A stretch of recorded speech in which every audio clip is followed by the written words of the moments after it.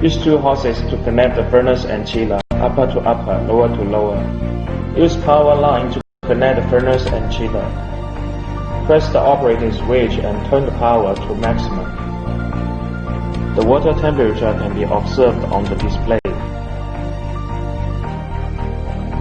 When you use the water pump, you need to prepare two containers, one for inlet, the other for outlet to make the furnace cool down. The outer body can be touched during melting.